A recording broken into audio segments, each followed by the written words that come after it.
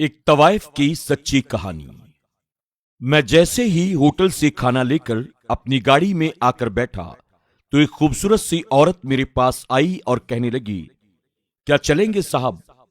دیکھنے میں وہ عورت کسی شریف گھرانے کی لگ رہی تھی۔ میں نے اس سے پوچھا، کتنے پیسے لوگی؟ وہ بولی، آپ کتنے پیسے دو گے صاحب؟ میں نے کہا، چلو گاڑی میں بیٹھ جاؤ۔ اس نے ادھر ادھر نظر کر کے دیکھا کہ کہیں کوئی دیکھ تو نہیں رہا ہے، اور پھر وہ گاڑی میں آ کر بیٹھ گئی۔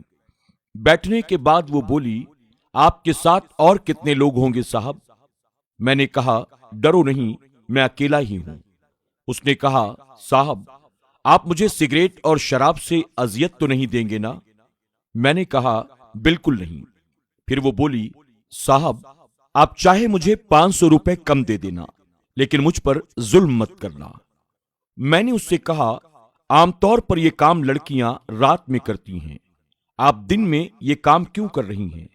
اس نے کہا، میں نہیں چاہتی کہ معاشرے میں میری بدنامی ہو۔ سب لوگوں کو یہی لگتا ہے کہ میں کہیں جاب کرتی ہوں۔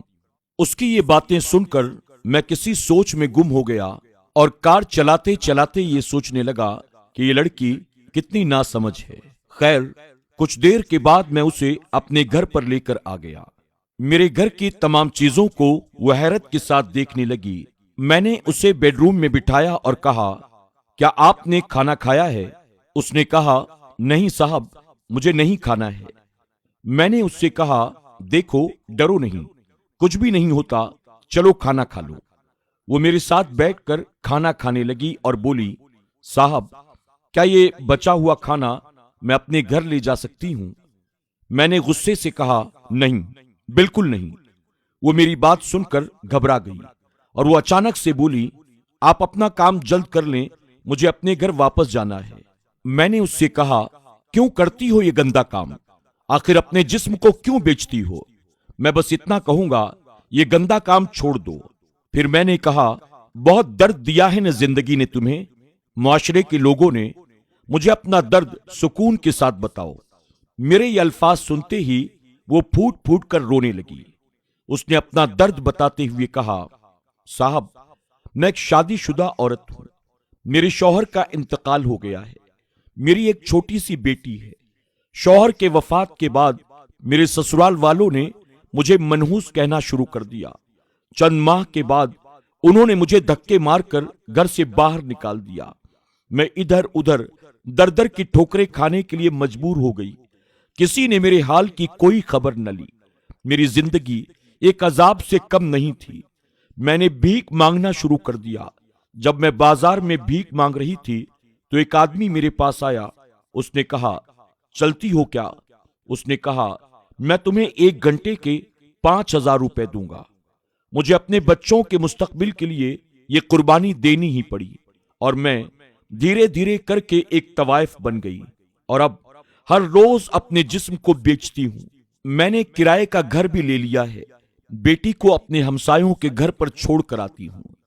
اس کی یہ ساری باتیں سننے کے بعد میں نے اپنا ہاتھ اس کے سر پر رکھا اور کہا، آج کے بعد آپ کو ٹینشن لینے کی کوئی ضرورت نہیں ہے، آج سے میں آپ کا بھائی ہوں۔ وہ یہ سن کر میرا دل سے شکریہ ادا کرنے لگی اور رو رو کر کہنے لگی، بھائی آپ کو اس کا اجر یقیناً قیامت کے دن اللہ ہی عطا کر سکتا ہے۔ اگلے دن میں نے اس کو اور اس کی بیٹی کو اپنے گھر پر پناہ دے دی، اور اللہ کی بارگاہ میں عرض کرنے لگا، یا اللہ، بے شک تیری رضا کے لیے میں نے ایسی نیکی کی ہے جو یقیناً تو قبول فرمائے گا۔ دوستوں، ہم کتنے ظالم لوگ ہیں۔ ہمارے معاشرے میں اکثر عورت جب بیوہ ہو جاتی ہے یا کسی عیب کی وجہ سے اس کی شادی نہیں ہو پاتی تو اس کے ذمہ دار صرف اور صرف ہم لوگ ہوتے ہیں۔ ہم اور آپ دیکھنے میں بہت نیک نظر آتے ہیں، پر اپنے معاشرے کی بیوہ عورتوں یا پریشان حالوں کی کبھی کوئی خبر نہیں لیتے۔ ہماری اخلاقی گراوٹ کا یہ عالم ہے کہ ہم اپنے نفس کے لیے کچھ بھی کرنے کے لیے تیار رہتے ہیں، لیکن ہم کبھی ایسا کوئی کام نہیں کرتے جس سے دوسروں کا فائدہ ہو سکے۔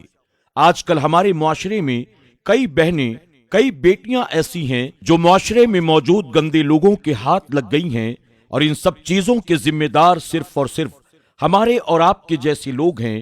اللہ ہمیں صحیح طور پر غریبوں، بیواؤں، یتیموں کا، پریشان حالوں کا، کمزوروں اور بیماروں کا حق ادا کرنے کی توفیق عطا فرمائے، آمین یا رب العالمین۔ دوستوں، امید کرتے ہیں کہ آج کی ہماری یہ ویڈیو آپ کو ضرور پسند آئی ہوگی۔ آج کی ویڈیو سے آپ نے کیا سیکھا؟